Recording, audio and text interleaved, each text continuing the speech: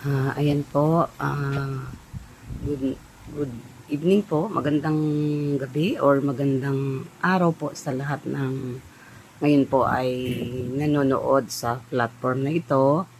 Tayo po ay nasa ika-apat na walong yugto na po ang ating prayer and fasting devotion na ang topic po natin ngayon ay sabi po ay what it means to be a cheerful giver. Ayan, yan po yung topic po this week or ito po yung naka-assign po ngayon.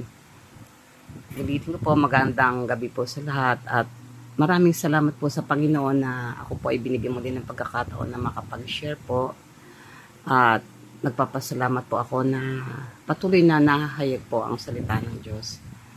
Sa gabi pong ito, tayo ay magpasimula muna sa ating panalangin. Tayo po ay nanalangin, dakilang Diyos sa aming Ama. Maraming salamat po sa pagkakataon na muli ay maihahayag, Panginoon, ang kalooban mo, Panginoon, sa bawat isa sa amin, Panginoon. Lord God, dumudulog po ako sa iyo sa gabi ito na kung may nakikita po kayo sa akin na karumihan, kasalanan na gawa, Panginoon, mag-isinadyaman namin to o hindi. Patuloy, O Diyos, na ako po ay nagpapalinis sa banal na dugo ng aming Panginoong Hesus. At patuloy, O Diyos, na humihingi ng habag sa kanyang kadakilahan, Ama, na maihayag ang inyong salita, Panginoon. Dinisin po ninyong puso ko, Panginoon, ng walang anumang batik ng kasalanan, O Diyos, sabi nito. At patuloy, Ama, na maibigay lamang sa iyo ang papuri, Panginoon. Lord, maraming salamat po.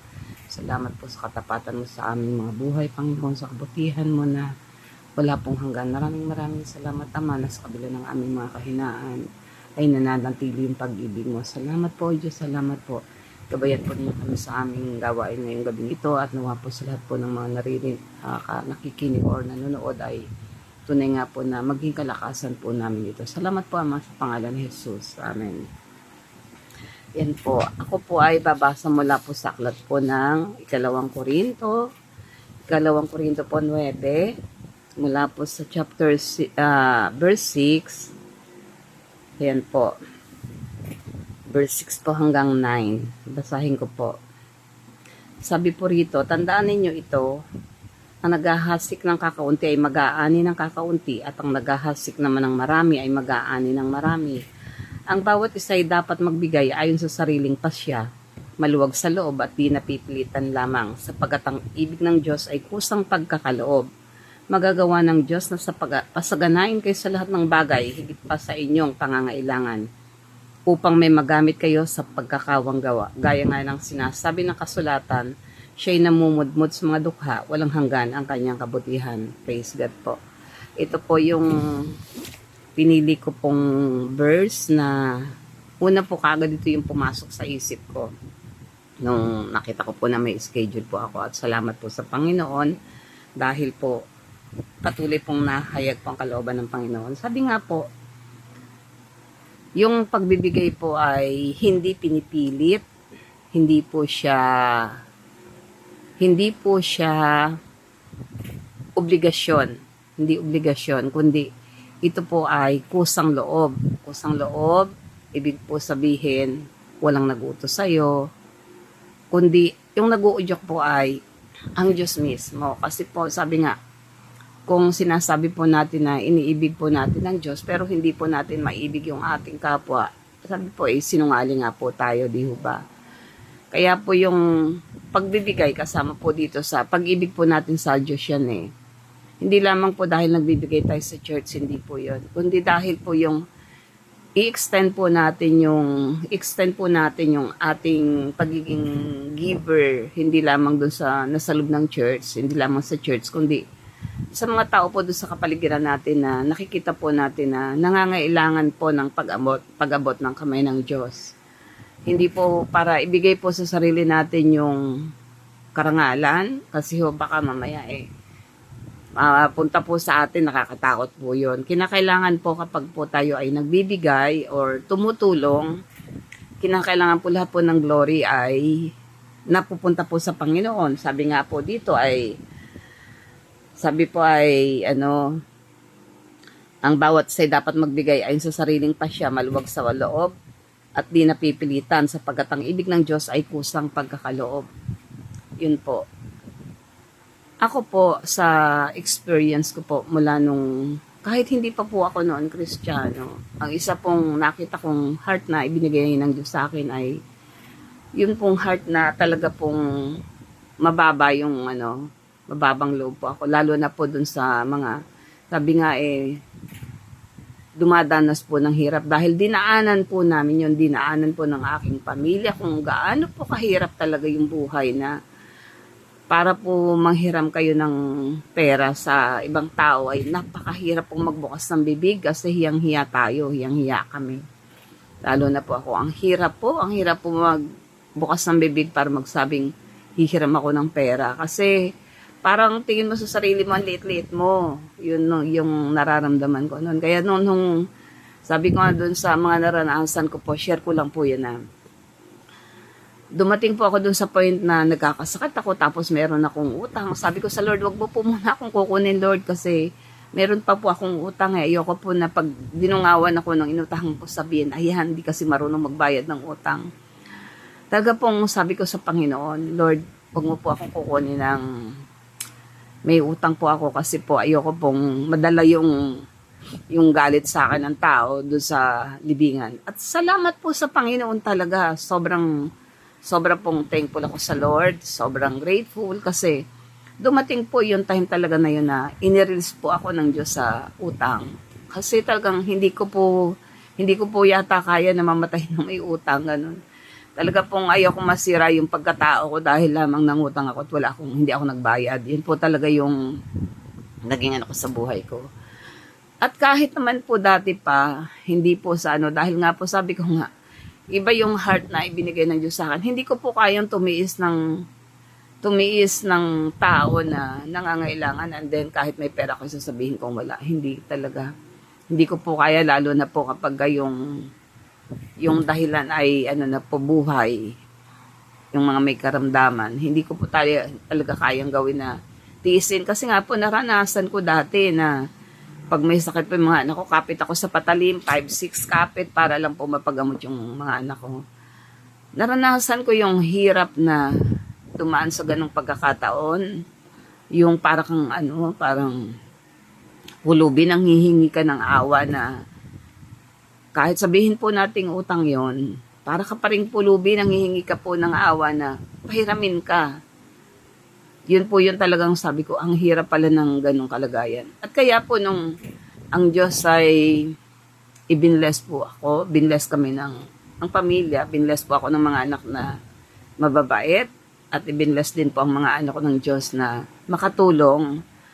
Talaga pong kapag may lalapit, talaga pong ayoko pong magdamot kasi po naranasan ko po yung ganong hirap Ayoko po na ipadama dun sa tao na kinakailangan pa siyang makiusap sa'yo, kinakailangan pa niyang umiyak sa harap mo. Hindi na po kasi sabi ko nga binigyan ako ng chance ng Diyos para makatulong. Excuse po.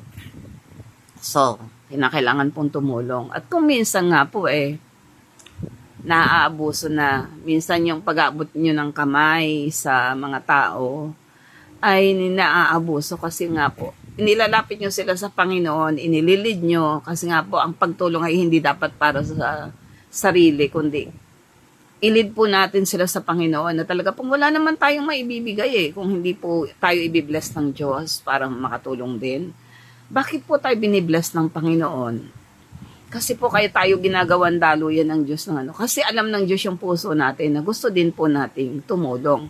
Gusto din po natin na maipakita sa kanila na naging mabuti ang Diyos sa atin at gusto natin iparating sa kanila na mabuti ang Diyos kasi may ginagamit ang Diyos na tao para abutin ang kanilang pangangailangan.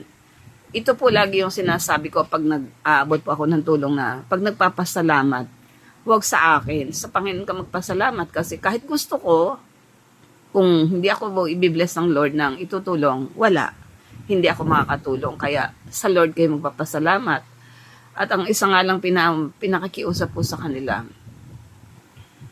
ibigay nila yung time nila sa Panginoon. Kasi pinapatuto ko po yung buhay ko sa kanila na dati, walang-wala. Walang-wala talaga. Pero yung matutunan ko yung Matthew 6:33 na unahin ng Diyos na pagharian ng buhay ko. Na pag sumakit ang hanapin yung kanyang kalooban, na ang lahat ng bagay ay pawang idaragdag. Naranasan ko po kaya lagi ko sinishare sa kanila, lagi kayong titingin sa Diyos, lagi niyong unahin ang Panginoon, pero minsan nakakalungkot po na yung tao, nakatingin doon sa tulong lang, doon sa taong tumutulong, hindi doon sa, excuse mo, hindi doon sa Diyos na nagbibigay ng tulong para abutin sila. Yun po yung nagiging karanasan ko po dun sa pag-abot po dun sa mga nangangailangan. Pero sabi ko, Lord, bahala na lang po kayo kasi alam niyo naman po na binibigay ko sa inyo yung glory. Kaya lang yung tao minsan po, makulit po. Yung naaalala ka. Sabi ko nga po tuwing mail, wag ako lagi yung alalahanin niyo yung Diyos. So, unahin niyo muna siya kasi siya yung source ng lahat Kasi ako kung bakit meron akong naitutulong, kasi siya din yung hinahanap ko lagi. Siya yung lagi kong inuuna, bagamat minsan hindi ako nakaka-church kasi nga po nagkakaroon ng problema sa health. Pero hindi ibig sabihin hindi siya yung pangunahin sa buhay ko. Sabi ko nga po sa sinisharean ko mga tao, magkaroon kayo ng puso sa Panginoon na lagi siya yung maging una.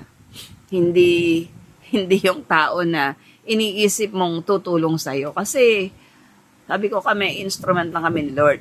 So, si Lord talaga dapat yung mga maging una. Yan po yung aking sinasabi.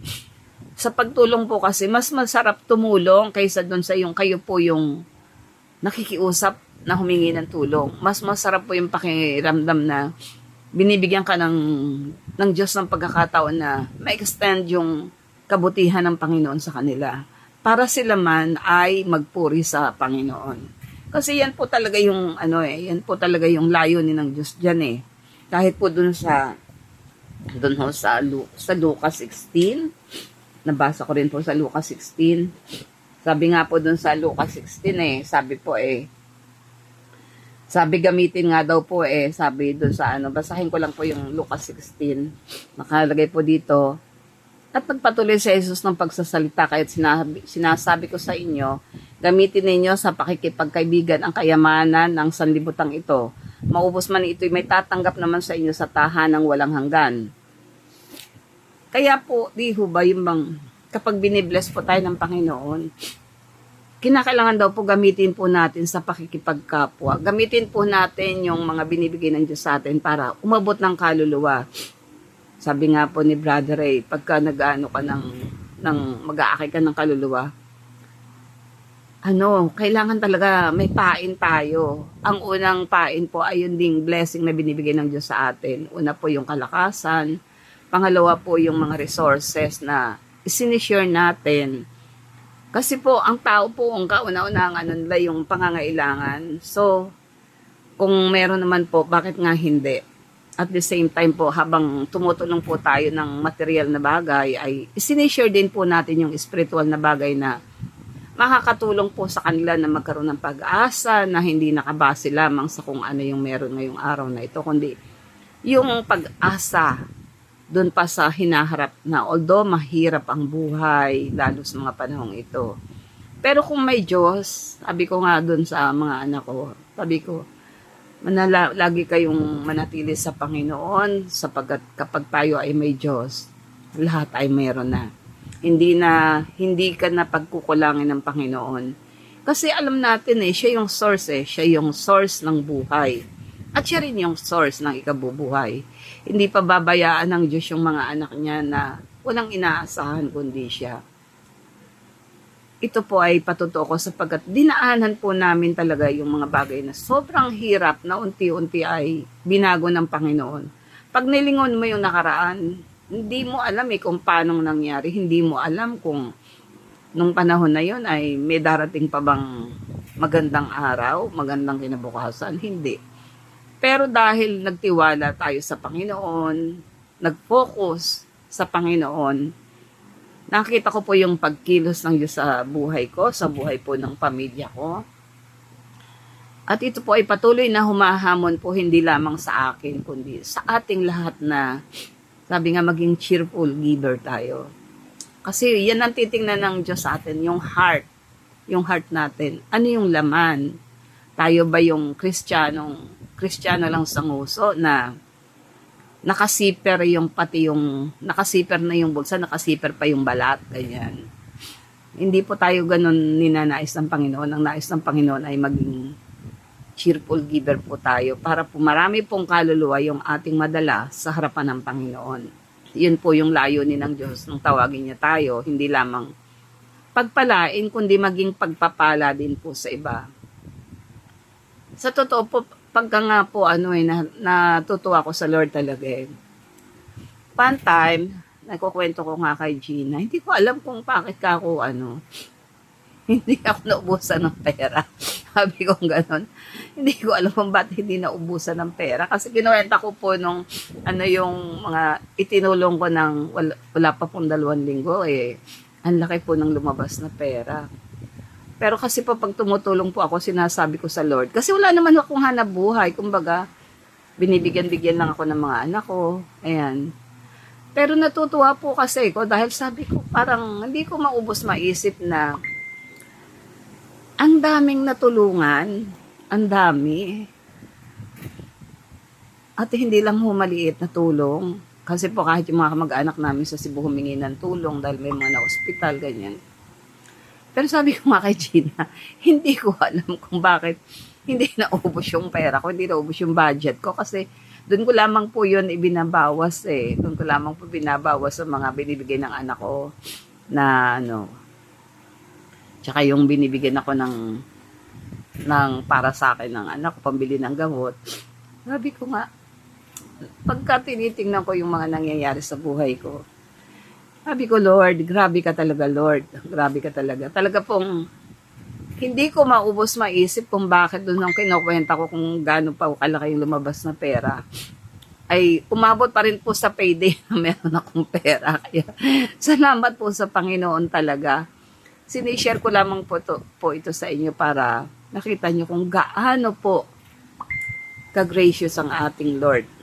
Basta po yung matutunan lang po natin na matuto po tayong mag-abot ng kamay pero hindi po sa atin yung glory. Kailangan po ibabalik po natin kay Lord yun kasi si Lord po yung nagbibigay ng sobra-sobra, apaw-apaw po. Sabi nga, lig-lig, siksik at umaapaw. Yan po yung ginagawa po ng Diyos sa buhay ko. At natutuwa din po ako kasi yung anak kong bunso, makulit po yun dati, pero nung nag-mature na ay mabait na talaga.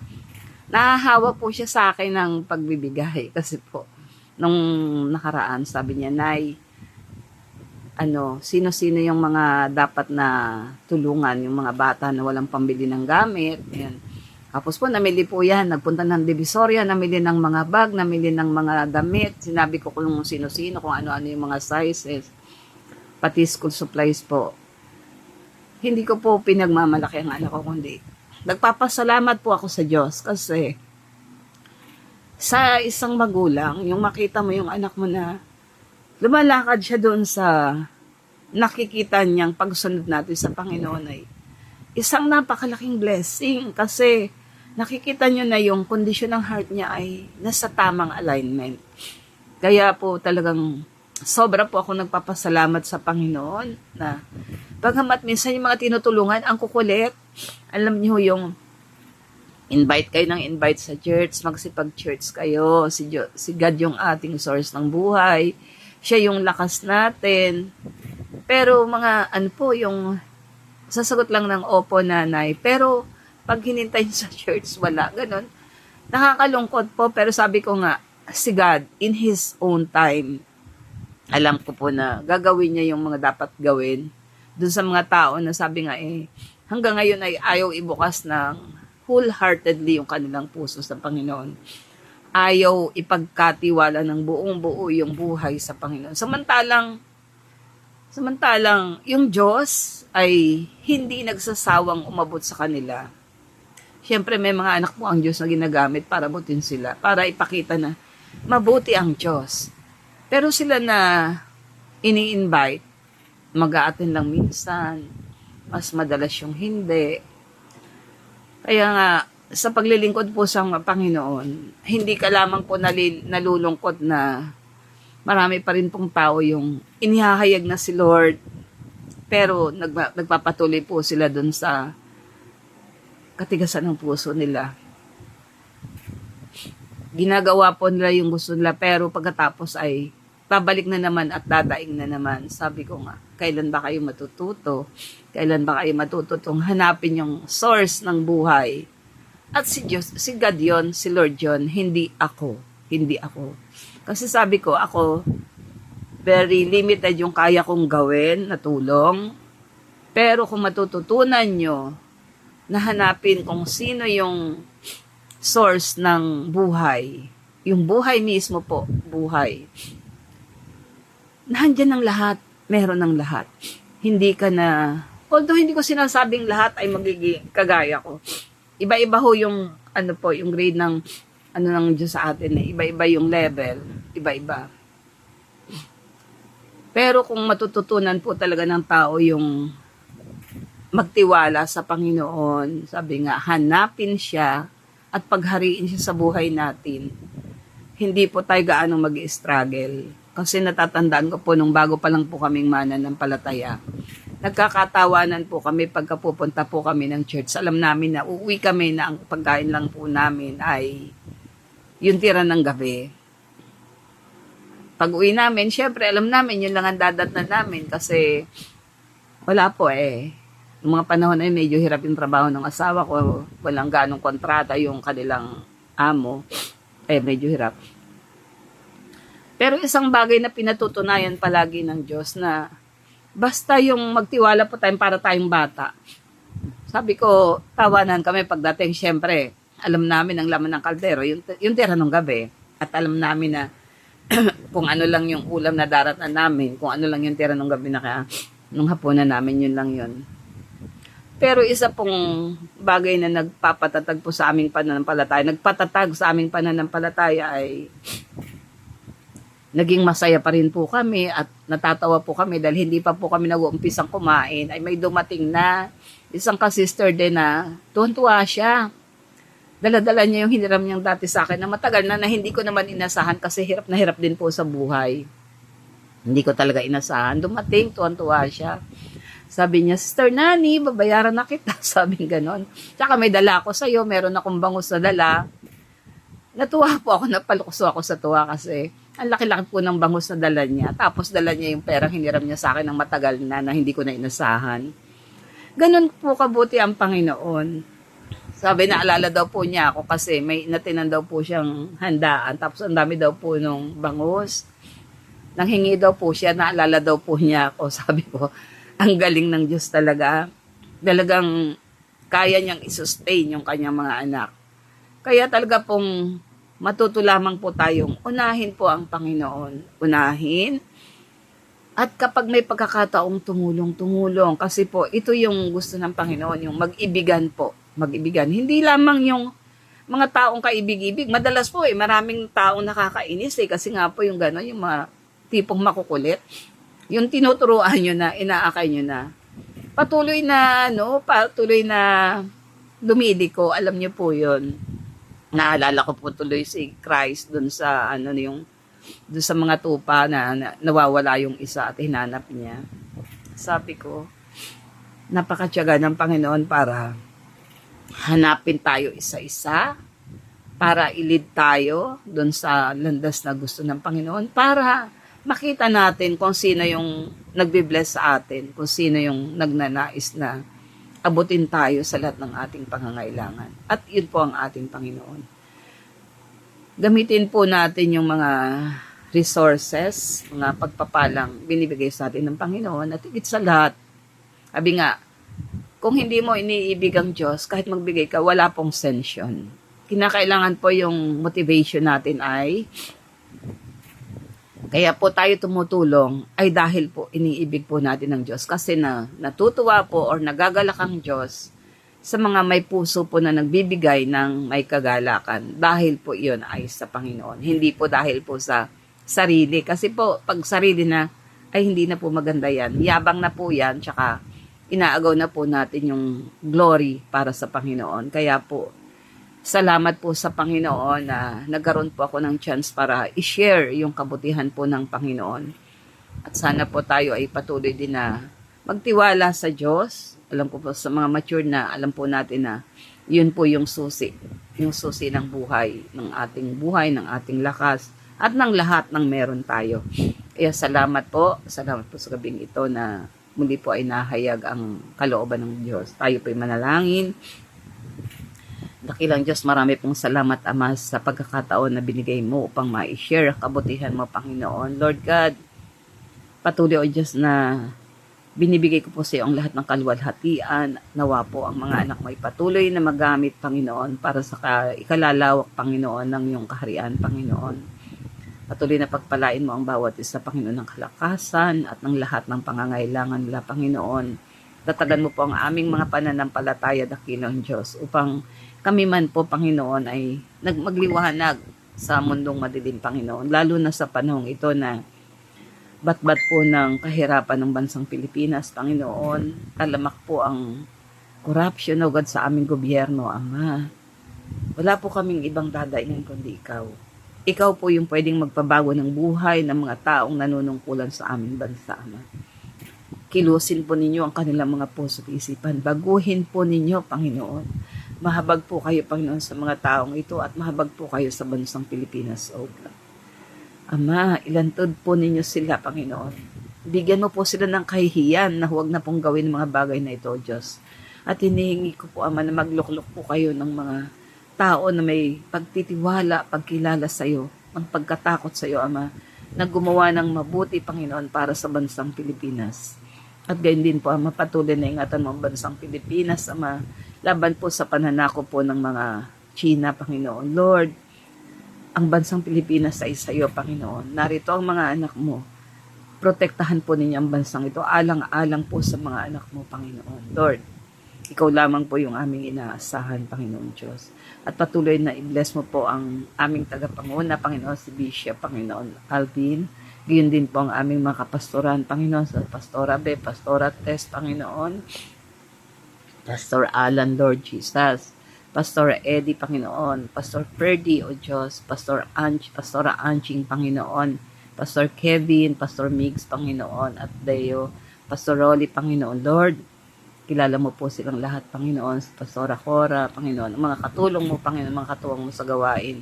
Nawa po, Panginoon, ipatuloy bigyan mo sila ng karunungan nagmumula sa iyo, Panginoon, ng kasigasigan, dakilang Diyos, ng kalakasan ng katawan, at Panginoon, ang mga supporters, O God, ay tulungan mo rin po na magkaroon ng puso, Panginoon, na makasupport sa mga gawain ito, Panginoon. At Lord, maraming salamat pong muli sa iyo sa gabing ito, Lord. Patuloy na mahayag ang iyong kalooban, Ama. Maraming salamat, Ama. Ito pong aking panalangin, O Diyos. At maging sa mga may karamdaman, Lord, ikaw po yung patuloy na kumilos sa kanilang mga buhay. Ikaw po yung magpagaling ng kanilang mga karamdaman, Panginoon, ano man ang kanilang karamdaman, O Diyos. At sila po yung ibabangon mo, Panginoon, mula sa sakit, Panginoon, patungo sa kalakasan. At gamitin mo po ang kanilang mga buhay. At doon po sa mga anak mo, Panginoon, na sa panahong ito, Panginoon, ay nanlalamig, Panginoon, Lord. Pukawin mo ang kanilang mga puso, Panginoon. Ano man yung dahilan ng kanilang mga panlalamig, Panginoon, Lord. Ikaw po yung nakakaalam, Panginoon. Muli po ay yakapin mo sila, Panginoon. Yakapin mo sila, ibalik mo sila, Panginoon, sa kainitan ng kanilang pananampalataya. Na anuman yung mga problemang dumarating, Panginoon, ay mas higit kang makita, Panginoon, ng bawat isa. Lord, marami pong salamat sa iyo. Sa iyo po binabalik ang lahat ng papuri, Ama. Lahat ng pasasalamat sa pangalan po ng aming Panginoon Jesus. Amen. Amen. Thank you, Lord Jesus.